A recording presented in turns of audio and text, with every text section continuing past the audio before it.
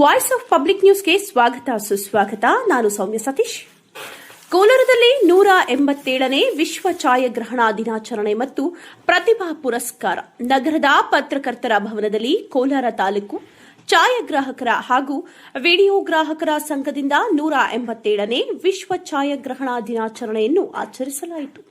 ಇದೇ ಸಂದರ್ಭದಲ್ಲಿ ಡಿವಿಜಿ ದತ್ತಿನಿಧಿ ಪುರಸ್ಕೃತ ಹಿರಿಯ ಪತ್ರಕರ್ತ ಬಿವಿ ಗೋಪಿನಾಥ್ ರವರನ್ನು ಛಾಯಾಗ್ರಾಹಕರ ಸಂಘದಿಂದ ಸನ್ಮಾನಿಸಲಾಯಿತು. H Umesh, C Manjunath, S Ramesh, KM Naveen Kumar, S Arif ಉಲ್ಲಾರವರಿಗೆ ಛಾಯಾಶ್ರೀ ಪ್ರಶಸ್ತಿ ನೀಡಿ ಗೌರವಿಸಲಾಯಿತು. ಕಾರ್ಯಕ್ರಮದಲ್ಲಿ ಜಿಲ್ಲಾ ಛಾಯಾಗ್ರಾಹಕರ ಸಂಘದ ಅಧ್ಯಕ್ಷ ವಿ ಕೃಷ್ಣ, ಕಾರ್ಯನಿರತ ಪತ್ರಕರ್ತರ ಸಂಘದ ಮಾಜಿ ಅಧ್ಯಕ್ಷ ಬಿವಿ ಗೋಪಿನಾಥ್, ಕಾರ್ಯನಿರತ ಪತ್ರಕರ್ತರ ಸಂಘದ ಅಧ್ಯಕ್ಷ ಎಸ್ಕೆ ಚಂದ್ರಶೇಖರ್, ಕರ್ನಾಟಕ ಛಾಯಾಗ್ರಾಹಕರ ಸಂಘದ ಅಧ್ಯಕ್ಷ ಎಚ್ಎಸ್ ನಾಗೇಶ್, ಕಾರ್ಯನಿರತ ಪತ್ರಕರ್ತರ ಸಂಘದ ಮಾಜಿ ಅಧ್ಯಕ್ಷ ಕೆಎಸ್ ಗಣೇಶ್, ರಾಜ್ಯ ಉಪಾಧ್ಯಕ್ಷ ರವಿಕುಮಾರ್, ಕಾರ್ಯದರ್ಶಿ ಎಸಿ ನಾಗರಾಜ್, ಸಂಘಟನಾ ಕಾರ್ಯದರ್ಶಿ ಪಿ ಸುರೇಶ್ ಬಾಬು, ಜಿಲ್ಲಾ ಉಪಾಧ್ಯಕ್ಷ ಕೆ ವೇಣುಗೋಪಾಲ್, ಕೋಲಾರ ತಾಲೂಕು ಅಧ್ಯಕ್ಷ ಸ್ಪಂದನ ರಂಗನಾಥ್, ಶ್ರೀನಿವಾಸಪುರ ತಾಲೂಕು ಅಧ್ಯಕ್ಷ ವಿಶ್ವನಾಥ್ ಸಿಂಗ್, ಮಾಲೂರು ತಾಲೂಕು ಅಧ್ಯಕ್ಷ ವಿ ರವಿ, ಬಂಗಾರಪೇಟೆ ತಾಲೂಕು ಅಧ್ಯಕ್ಷ ಶ್ರೀರಾಮ್, ಕೆಜಿಎಫ್ ತಾಲೂಕು ಅಧ್ಯಕ್ಷ ಕುಮರೇಶ್, ಮೊಳಬಾಗಿಲು ತಾಲೂಕು ಅಧ್ಯಕ್ಷ ಎನ್ ವೆಂಕಟೇಶ್, ತಾಲೂಕು ಛಾಯಾಗ್ರಾಹಕರ ಸಂಘದ ಎಲ್ಲಾ ಪದಾಧಿಕಾರಿಗಳು, ಸದಸ್ಯರು ಹಾಗೂ ತಾಲೂಕಿನ ಎಲ್ಲಾ ಛಾಯಾಗ್ರಾಹಕರು ಕಾರ್ಯಕ್ರಮದಲ್ಲಿ ಭಾಗವಹಿಸಿದ್ದರು. ಆಶ್ರಯದಲ್ಲಿ ಆಶ್ರಯ ಯೋಜನೆ ಅಂತ ಒಂದು ಪ್ರಾರಂಭ ಮಾಡಿದ್ದಾರೆ. ಯಾವುದೇ ಒಂದು ವೃತ್ತಿನಿರತ ಛಾಯಾಗ್ರಾಹಕ ಅಪಘಾತದಲ್ಲಿ ತೊಂದರೆ ಆದಾಗ, ಅಸುನೀಗಿದಾಗ, ಯಾಕಂದರೆ ಛಾಯಾಗ್ರಾಹಕರು ಯಾರು ರಾಯಲ್ ಫ್ಯಾಮಿಲಿ ಅಲ್ಲ,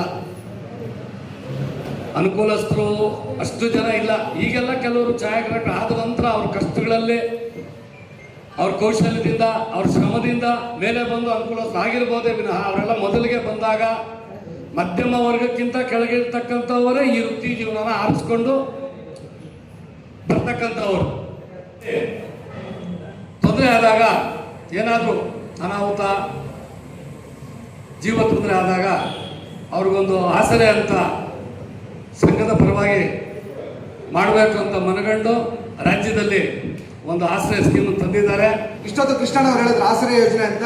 ಇಡೀ ಕೋಲಾರ ಜಿಲ್ಲೆಯಲ್ಲಿ ಎಲ್ಲ ತಾಲೂಕುಗಳಲ್ಲೂ ವಿಶೇಷವಾಗಿ ಯಾರು ಜವಾಬ್ದಾರಿ ವಹಿಸಿಕೊಂಡು ಆಶ್ರಯ ಯೋಜನೆಗೆ ಯಾರು ಸಹಕರಿಸಿ ಇಡೀ ತಂಡವನ್ನ ತಾಲೂಕಿನಾದ್ಯಂತ ಒಂದು ಕಡೆ ಸೇರಿಸ್ಕೊಂಡು ತಾಲೂಕು ಮಟ್ಟದಲ್ಲಿ, ಜಿಲ್ಲಾ ಮಟ್ಟದಲ್ಲಿ ಮತ್ತು ರಾಜ್ಯ ಮಟ್ಟದಲ್ಲಿ ಯಾರು ಸದಸ್ಯರಾಗಿದ್ದೀರಾ ಎಲ್ಲರನ್ನು ಗುರುತಿಸಿ ಆಶ್ರಯ ಯೋಜನೆಯಲ್ಲಿ ಸದಸ್ಯರನ್ನಾಗಿ ಮಾಡಿ ಆಶ್ರಯ ಯೋಜನೆಗೆ ಸಂಪೂರ್ಣ ಬೆಂಬಲ ನೀಡಿ ಈ ಆಶ್ರಯ ಯೋಜನೆ ದೊಡ್ಡ ಮಟ್ಟದಲ್ಲಿ ಒಂದು ಸಕ್ಸಸ್ ಆಗೋದಕ್ಕೆ ಸಹಕರಿಸಿರ್ತಕ್ಕಂಥ ಎಲ್ಲ ತಾಲೂಕಿನ ಈ ಒಂದು ಜವಾಬ್ದಾರಿ ವ್ಯಕ್ತಿಗಳಿಗೆ ನಾವು ಜಿಲ್ಲಾ ಒಂದು ತಂಡದಿಂದ ಅವರಿಗೆ ಅಭಿನಂದನೆಗಳನ್ನು ಸಲ್ಲಿಸ್ತೀವಿ. ಛಾಯಾಗ್ರಾಹಕರು ಕುಟುಂಬವನ್ನ ಬೆಸಿಗೆ ಹಾಕೋದ್ರಲ್ಲಿ ಅಗ್ರಗಣ್ಯ ಸ್ಥಾನದಲ್ಲಿರ್ತಾರೆ. ಹಾಗಾಗಿ ಈ ಸಲ ಈ ಟೀಮನ್ನು ಇಟ್ಟಿದ್ದಾರೆ ಅಂತ ನಾನು ಭಾವಿಸ್ತೇನೆ. ಇನ್ನು ಬೇರೆ ಬೇರೆ ಕಾರಣಗಳಿದೆ ಅದರಲ್ಲಿ. ಈ ವರ್ಷ ಎಲ್ಲೆಲ್ಲಿ ನೀವೆಲ್ಲೋ ಸಿಟಿ ಬಂದಿರ್ತೀರಿ, ನಿಮ್ಮ ಮನೆ ಎಲ್ಲೋ ಹಳ್ಳಿಯಲ್ಲಿರುತ್ತೆ, ಆ ಹಳ್ಳಿಯ ಮನೆ ನೆನಪುಗಳನ್ನ, ಆ ಛಾಯಾಚಿತ್ರಗಳನ್ನ, ಅಲ್ಲಿರುವಂಥ ಹಿರಿಯರನ್ನ, ಅವ್ರ ಜೊತೆಗಿರುವಂಥ ಛಾಯಾಚಿತ್ರಗಳನ್ನ ನೀವೆಲ್ಲ ಕೂಡ ಸಂಭ್ರಮಿಸಿ ಅದನ್ನು ಸಾಮಾಜಿಕ ಜಾಲತಾಣಗಳಲ್ಲಿ ಹಾಕಿಕೊಳ್ಳುವ ಮೂಲಕ ಈ ವರ್ಷದ ವಿಶ್ವ ಛಾಯಾಗ್ರಹಣ ದಿನಾಚರಣೆಯನ್ನು ಆಚರಿಸಬೇಕು ಅನ್ನುವಂಥದ್ದು ಈ ಟೀಮಿನ ಮುಖ್ಯ ಉದ್ದೇಶ. ಅದರ್ಥ ಏನಪ್ಪ ಅಂದರೆ, ಛಾಯಾಗ್ರಾಹಕರು ಯಾವುದೇ ಕುಟುಂಬದ ಒಂದು ಪ್ರಮುಖ, ಆ ಕುಟುಂಬವನ್ನು ಬೆಸಿಗೆ ಹಾಕುವಂಥ ಪಾತ್ರ ವಹಿಸೋದ್ರಲ್ಲಿ ಬಹಳ ದೊಡ್ಡ ಪಾತ್ರವನ್ನು ಅವ್ರು ನಿಭಾಯಿಸ್ತಾ ಇದ್ದಾರೆ ಅಂತ. ಈ ಒಂದು ಅವರ ಆ ಕುಟುಂಬದ ಸದಸ್ಯರು ಅಲ್ಲದೇ ಆದರೂ ಕೂಡ ಇವತ್ತು ಯಾವುದೋ ಒಂದು ಚಿತ್ರ ತೆಗೆದು ನೋಡಿದಾಗ ಆ ಚಿತ್ರದಲ್ಲಿ ನೀವು ಇಲ್ಲದೇ ಇರ್ಬೋದು, ಆದರೆ ಯಾವ ಸಂದರ್ಭದಲ್ಲಿ ನೀವು ಆ ಚಿತ್ರವನ್ನು ತೆಗೆದಿದ್ದೀರಿ, ನಿಮ್ಮಿಂದ ಈ ನೆನಪು ನಮಗೆ ಚಿರಸ್ಥಾಯಿಯಾಗಿ ಉಳಿದಿದೆ ಅನ್ನುವಂಥದ್ದು ನಮಗೆ ನೆನಪು ಬರ್ತದೆ. ಆ ನಿಟ್ಟಿನಲ್ಲಿ ಛಾಯಾಗ್ರಾಹಕರು ಪ್ರತಿ ಕುಟುಂಬದಲ್ಲಿ ಸದಸ್ಯರು ಅಲ್ಲದೇ ಇದ್ದರೂ ಕೂಡ ಸದಸ್ಯರಾಗಿರುವಂಥ ಒಂದು ವಿಶೇಷವಾದ ಪಾತ್ರವನ್ನು ಅವರು ವಹಿಸ್ಕೊಂಡು ಬರ್ತಾ ಇದ್ದಾರೆ. ಮುಂದೆ ಕೂಡ ಅನುಕೂಲ ಇರೋವರು ಕೂಡ ವಹಿಸ್ತಾರೆ ಅನ್ನೋದನ್ನು ನಾನು ಹೇಳಕ್ಕೆ ಇಷ್ಟಪಡ್ತೇನೆ. ಒಂದು ಫೋಟೋನ ಅಂದವಾಗಿ ಚಂದವಾಗಿ ಕೊಡ್ಬೇಕಂತ ಇದ್ರೆ ಅದು ಛಾಯಾಗ್ರಾಹಕರಿಂದ ಹೊರತು ಯಾರ ಕೈಲೂ ಆಗೋದಿಲ್ಲ. ಇವಾಗ ಸುಮಾರು ಜನ ಮದುವೆಗಳು ನೋಡ್ತಾ ಇರ್ತೀವಿ, ನಾವು ಹೋಗ್ತಾ ಇರ್ತೀವಿ ಮದುವೆಗಳಲ್ಲಿ ಗುಂಪು ಫೋಟೋ ಬರ್ತದೆ, ಯಾರೋ ಮೊಬೈಲ್ ಇಟ್ಕೊಂಡು ಇನ್ನೊಬ್ಬ ಕಡೆ ತಿಳ್ಕೊಂಡಿರ್ತಾರೆ, ಇನ್ನೊಬ್ಬ ಎಲ್ಲ ಕ್ರಾಸ್ ಇರ್ತೀವಿ. ಆದರೆ ಛಾಯಾಗ್ರಾಹಕರಿಗೆ ಗೊತ್ತು ಫೋಟೋ ಚೆನ್ನಾಗಿ ಬರಲ್ಲ, ಅವ್ರು ಕೇಳ್ತಾರೆ, ಇಲ್ಲಪ್ಪ ಸರಿಯಾಗಿ ನಿಂತ್ಕೊಳ್ರಿ, ಈ ಕಡೆ ನಿಂತ್ಕೊಳ್ಳಿ ಹಾಕೊಂಡು. ಅದು ಅದು ಮೆಮೊರಿಯಾಗಿ ಉಳಿಯೋಂಥ ಫೋಟೋಗ್ರಾಫರ್ಗಳು. ಅದನ್ನ ನಾವೇ ಮಾಡೋಕ್ಕಾಗಲ್ಲ, ಯಾರು ನೀವೇ ಮಾಡ್ಬೇಕು ಅದನ್ನು. ನಿಜವಾಗ್ಲೂ ಅದು ಶಾಶ್ವತವಾಗಿ ಆಲ್ಬಮ್ ರೆಡಿಯಾಗಿರ್ತದೆ. ಯಾಕಂದ್ರೆ ಅವಾಗಲೇ ಹೇಳ್ತಾರೆ ಗಣೇಶ್, ನಾನು ಒಂದು ಕ್ರಿಯೇಟಿವಿಟಿ ಮಾಡಬೇಕಾದ್ರೆ ಕ್ರಿಯೇಟಿವಿಟಿ ತುಂಬ ಇಂಪಾರ್ಟೆಂಟ್ ಇವತ್ತು. ಆ ಕ್ರಿಯೇಟಿವಿಟಿ ಇಲ್ಲ ಅದು ಯಾರೇನು ಮಾಡೋಕ್ಕಾಗಲ್ಲ.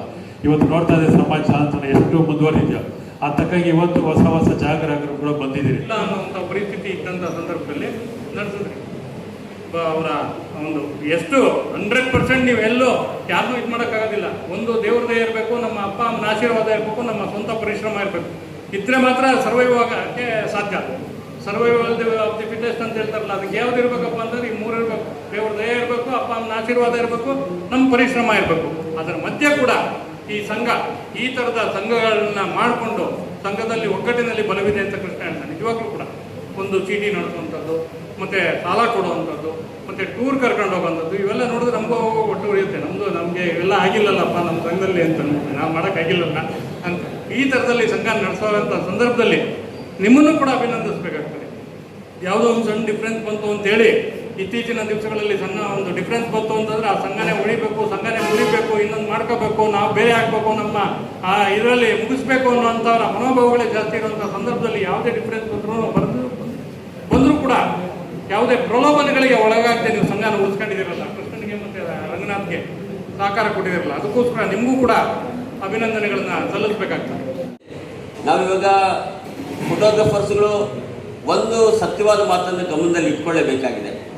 ಏನಾಗಬೇಕು ಅಂತೇಳಿದ್ರೆ, ಇಷ್ಟು ಜನ ಮಾತಾಡಿದ್ರಲ್ಲಿ ಒಂದೇ ಒಂದು ತಾತ್ಪರ್ಯ ಇದೆ. ಏನು ಅಂತ ಹೇಳಿದ್ರೆ, ನಾವು ಸಂಘಟನೆಯಲ್ಲಿರಬೇಕು, ಸಂಘಟಿತರಾಗಬೇಕು. ಸಂಘಟನೆಯಿಂದ ಹೊರಗಡೆ ಹೋದರೆ ಖಂಡಿತ ನಮ್ಗೆ ಉಳಿಗಾಲಿಲ್ಲ, ನಾವು ಉಳಿಯೋಕ್ಕೆ ಸಾಧ್ಯ ಇಲ್ಲ. ಇವತ್ತಿನ ಪರಿಸ್ಥಿತಿ ಹೇಗಿದೆ ಅಂದರೆ, ವೃತ್ತಿಪರರು ಭಾಳ ಕಷ್ಟದ ಪರಿಸ್ಥಿತಿಯಲ್ಲಿದ್ದಾವೆ. ಅದಕ್ಕೆ ಹಲವಾರು ಸಮಸ್ಯೆಗಳು ನಮ್ಮ ಜೊತೆಲಿ ಇರ್ಬೋದು. ಆದರೆ ಅವನ್ನೆಲ್ಲ ಮೆಟ್ಟಿ ನಿಲ್ಲಬೇಕು ಅಂದರೆ ಸಂಘಟನೆಗಳು ಮಾತ್ರನೇ ಅದಕ್ಕೆ ಪರಿಹಾರ. ಅದನ್ನು ನಾವು ಈಗಾಗಲೇ ನೋಡ್ಕೊಂಡಿದ್ದೇವೆ. ಈಗ ನಮ್ಮ ಮುಂದೆ ಬೇಕಾದಷ್ಟು ವಿಚಾರಗಳು. ಈ ಹಿಂದೆ ನಿಮಗೆ ಗೊತ್ತಿಲ್ಲ, ಛಾಯಾಗ್ರಾಹಕರ ಮೇಲೆ ಒಂದು ಟ್ಯಾಕ್ಸ್ ಕೇಂದ್ರ ಸರ್ಕಾರ ಒಂದು ಟ್ಯಾಕ್ಸ್ನೇ ವಿಧಿಸಿತ್ತು. ಪ್ರೊಫೆಷನಲ್ ಟ್ಯಾಕ್ಸ್ ಜೊತೆಯಲ್ಲಿ ಸರ್ವಿಸ್ ಟ್ಯಾಕ್ಸ್ ಅಂತ ಹೇಳಿ ನಮಗೆ ಬೇರೆ ಒಂದು ಟ್ಯಾಕ್ಸನ್ನು ಸರ್ಕಾರ ವಿಧಿಸಿತ್ತು. ಆ ಸರ್ಕಾರದ ವಿರುದ್ಧ ನಾವೆಲ್ಲ ಇಡೀ ರಾಜ್ಯಾದ್ಯಂತ ತಾಲೂಕು ಜಿಲ್ಲಾ ಮಟ್ಟಗಳಲ್ಲಿ ದೊಡ್ಡ ಪ್ರತಿಭಟನೆಗಳನ್ನು ಮಾಡಿ ಕೇಂದ್ರ ಸರ್ಕಾರದವರೆಗೂ ಹೋಗಿ ಡೆಲ್ಲಿವರೆಗೂ ಹೋಗಿ ನಾವು ಅದನ್ನು ಕ್ಯಾನ್ಸಲ್ ಮಾಡಿಸ್ಕೊಂಡ್ಬಂದ್ವಿ. ಅಂದರೆ ಆ ಕ್ಯಾನ್ಸಲ್ ಆಗಲಿಕ್ಕೆ ಕಾರಣ ಸಂಘಟನೆಗಳೇ.